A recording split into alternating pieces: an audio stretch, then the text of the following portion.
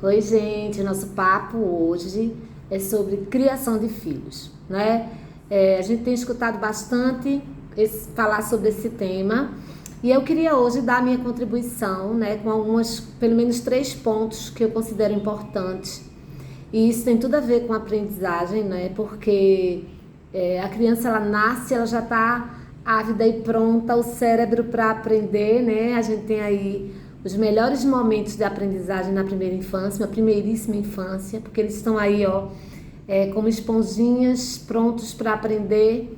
E o maior desejo da criança, a maior necessidade da criança é de vínculo, é de atenção, é de carinho, é de amor, é de proteção, né? Nessa primeira infância é muito importante que os pais estejam presentes, mas não é só na primeira infância que a gente precisa ter esse cuidado. A gente precisa ter esse cuidado a vida toda, né?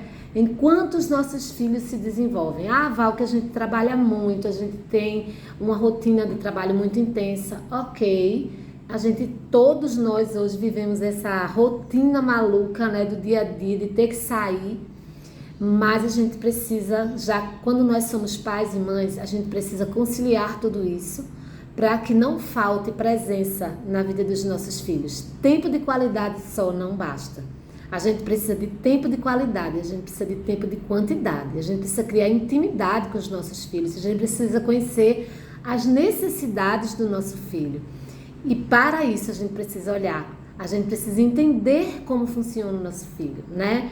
E isso tem a ver com vinculação. E o seu filho precisa do seu olhar, da sua proteção. O lugar mais seguro é o seu colo, né? É o seu aconchego. Então, o pai e a mãe precisam se preocupar com esse tempo. A neurociência já diz isso, né? Que o cérebro, ele aprende melhor quando ele é estimulado, quando os cuidadores estão mais presentes.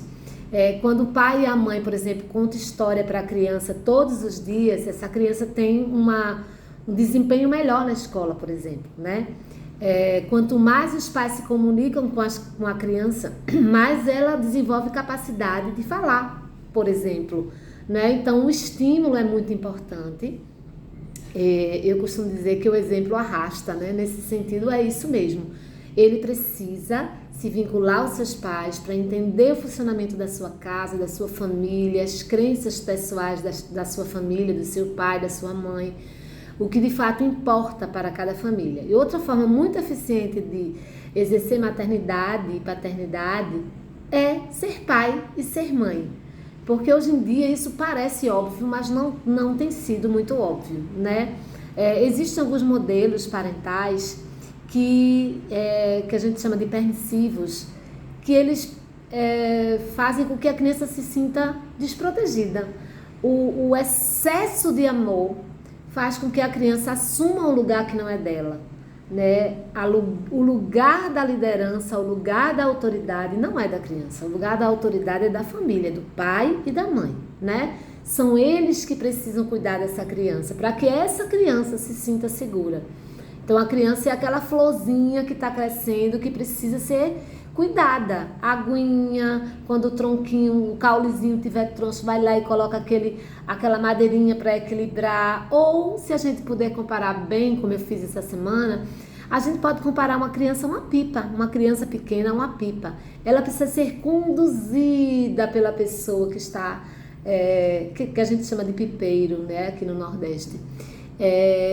Conduzindo aquela pipa. A gente não vai colocar a pipa para voar quando estiver chovendo, porque pode molhar. A gente não vai colocar a pipa em lugares que tem fios. A gente vai colocar a pipa sabendo que ela vai voar mais alto possível sobre a segurança do pipeiro. Essa é a relação que a criança pequena precisa, dessa proteção.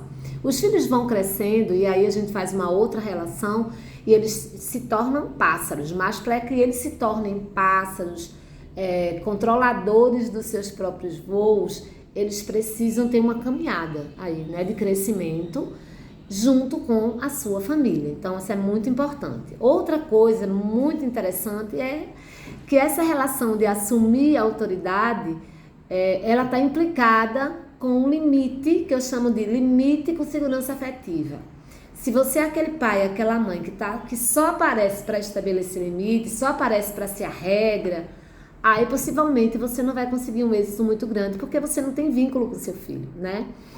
Talvez ele até entenda mal a sua liderança e sua intenção de estabelecer limites.